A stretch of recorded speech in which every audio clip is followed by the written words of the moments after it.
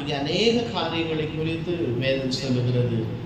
கப்பலில் யாத்திரை பண்ணுறவங்க, சமுத்திரத்தில் வியாபாரம் பண்ணுறவங்க, இவங்கெல்லாம் அறியாமல் இருக்கிறாங்க. அவருடைய கிருபை தான் எல்லாமே நமக்கு. வாசிக்கலாம். அந்த சங்கீதங்களின் புஸ்தகம் 107ஆம் அதிகாரத்தில் 2ஆம் வசனத்தை நாம் வாசிக்கலாம். கர்த்தரால் சத்ருவின் கைக்கு நீங்களாக்கி மீட்கப்பட்டு. இன்றைக்கும் கர்த்தர் சத்ருவின் பிடியிலே இருக்கிற ஜனங்களை அந்த சத்ருவின் கையிலிருந்து விலக்கி மீட்கிறவராக இருக்கிறார். இன்றைக்கு அநேகர் சத்துருவின் பிடியிலே வாழ்ந்து கொண்டிருக்கிறார்கள். சத்துருக்கள் இன்றைக்கு அநேகரை அடக்கி வைத்து கட்டி வைத்து மோசம் போக்கி கொண்டிருக்கிறான். ஆனால் இன்றைக்கு கர்த்தருடைய சமூகத்திலே கூடியிருக்கிற கர்த்தருடைய பிள்ளைகளாகி உங்களை கர்த்தர் எல்லா சத்துருவின் கைக்கு நீங்களாக்கி விடுவிக்கிறவராக இருக்கிறார். இன்றைக்கு சத்துரு வேதம் சொல்லுகிறது, பிசாசானவன் எவனை விழுங்கலாம் என்று கெஜிக்கு சிங்கத்தை போல வகை தேடி சுற்றி திருக்கிறான். இன்றைக்கு பிசாசு யாரை வஞ்சிக்கலாம், யாரை நாசமாக்கலாம், யாரை இன்றைக்கு பொல்லாத காரியத்தில் ஈடுபடுத்தி அவர்கள் ஆத்துமாவை மரணத்திலே கொண்டு போகலாம் என்று இன்றைக்கு சத்துரு அநேக வஞ்சகமான காரியங்களை செய்து கொண்டிருக்கிறான். ஆனாலும் கர்த்தருடைய பிள்ளைகளை தேவன் சத்துருவின் கைக்கு விலக்கி ரட்சிக்கிறவராக இருக்கிறார். ஆண்டவராக இயேசு கிறிஸ்து சொன்னார், உங்கள் வீட்டாரே உங்களுக்கு சத்துரு. யார் சத்துரு? நம்ம வீட்டாரே நமக்கு சத்துரு. நம்ம கூட இருக்கிறவங்க தான் நமக்கு சத்துரு. அதனால தான் ஆண்டவர் சொன்னாரு, மனுஷர்களை குறித்து நீங்கள் எச்சரிக்கையாக இருங்கள் என்று வேதம் சொல்லுகிறது. சத்துரு இன்றைக்கு பல மனிதர்களை நமக்கு விரோதமாக எழுப்பி அவர்கள் பல தந்திரமான காரியங்களை செய்யும்படியாக இன்றைக்கு அநேகரை சத்துரு மனுஷர்களை ஏவி விடுகிறான். ஒரு சில நேரங்களிலே பிசாசானவர் தெய்வங்களுடைய பிள்ளைகளுக்கு விரோதமாக போராட்டங்களையும் பிரச்சனைகளையும் பாடுகளையும் வியாதிகளையும் கொண்டு வந்து அவர்களை ஒடுக்க நினைக்கிறான்.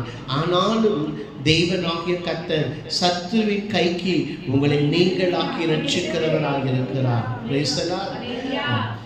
பிசாசானவன் இந்த பூமி முழுவதும் உலாவிக் கொண்டு திரிந்தான்.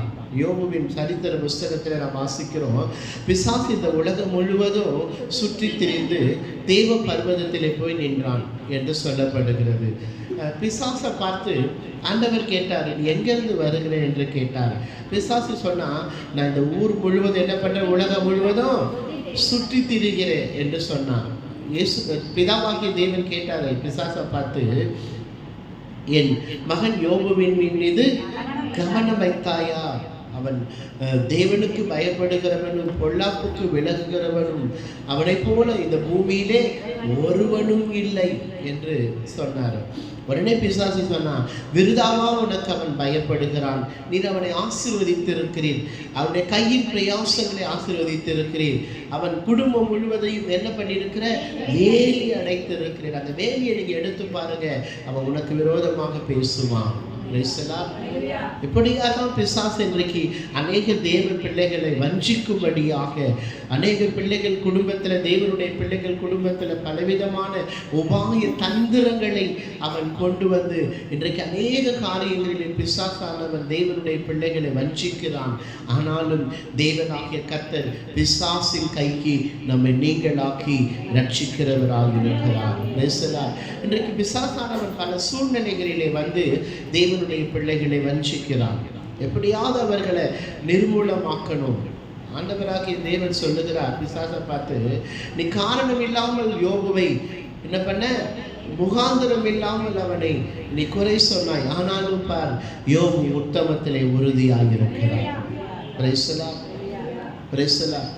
உத்தமத்தில் உறுதியாக இருக்கிறார். பிசாசு இன்றைக்கு அநேக மனிதர்களை வஞ்சித்து ரட்சிப்பை விட்டு விலகி போகும்படியாக, விசுவாசத்தை விட்டு விலகி போகும்படியாக, தேவனுடைய பிள்ளைகள் பாவத்தில் விழுந்து போகும்படியாக பலவிதமான தேவனுடைய பிள்ளைகள் வாழ்க்கையிலே போராட்டங்களையும் பிரச்சனைகளையும் பிசாசானவன் கொடுத்து இன்றைக்கு அவர்களை ஒடுக்க நினைக்கிறான். ஆனாலும் கர்த்தராகிய தேவன் பிசாசின் கைக்கு நம்மை நீங்களாக்கி ரட்சிக்கிறவராக இருக்கிறார். யோபு சொல்றார், தேவன் கையிலே நன்மையை பெற்ற நாம் தீமையை பெறாதிருப்பது எப்படி என்று சொல்லுகிறார். தேவன் நமக்கு நல்லது செய்யும் போது சந்தோஷமா இருந்தமே, இன்னைக்கு உபத்திரவம் வந்துட்டா நம்ம என்ன பண்றோம்? குறை சொல்றோம். ஆண்டவரை சபைக்கு என்ன பண்றோம்? வரமாட்டோம். ஜெபத்துக்கு என்ன பண்ண மாட்டாங்க? வரமாட்டாங்க. ஆனா யோபு சொல்றாரு, தேவன் கையிலே நன்மை பெற்ற நாம் தீமையை பெறாமல் இருப்பது எப்படி? அவர் என்னை கொன்று போட்டாலும் நான் அவர் மேல் எப்படி இருப்பேன்? நம்பிக்கையாக இருப்பேன். அவர் என்னை கொன்று போட்டாலும் அவர் மேல் நாம் நம்பிக்கையாக இருப்போம். ஆனாலும் தேவனுடைய பிள்ளைகள் வாழ்க்கையில பிசாசானவன் கொண்டு வருகிற சதி திட்டங்கள், தந்திரங்கள், பலவிதமான போராட்டங்கள், பிரச்சனைகளுக்கு தேவனாகிய கர்த்தர் உங்களை நீங்களாக்கி, பிசாசின் கைக்கு உங்களை நீங்களாக்கி உங்களை ரட்சிக்கிற தேவனாக இருக்கிறார். பிசாசின் தந்திரங்களை நாம் புரிந்து கொள்ளுகிறவர்களாக இருக்க வேண்டும். பிசாசுக்கு நாம் எப்படி இருக்கணும் என்று வேதம் சொல்லுகிறது? பிசாசுக்கு நீங்கள் எதிர்த்து நில்லுங்கள், அப்பொழுது உங்களை விட்டு அவன் ஓடி போவான். இன்றைக்கு பிசாசானவன் சத்துரு பல சூழ்நிலைகளிலே, பல தந்திரங்களிலே நம்மை வஞ்சிக்க நினைக்கிறான், நம்மை ஒடுக்க நினைக்கிறான், நம்மை அவமானப்படுத்த நினைக்கிறான், நம்மை சிறுமைப்படுத்த நினைக்கிறான். ஆனாலும் கூட நாம் கர்த்தர் மேல் நம்பிக்கையாக இருப்போம் என்றால், அவர் வார்த்தையின் மீது நம்பிக்கையாக இருப்போம் என்றால், சத்துருவின் கைக்கு நம்மை நீங்களாக்கி தேவன் ரட்சிக்கிறவராக, விடுவிக்கிற தேவனாக இருக்கிறார்.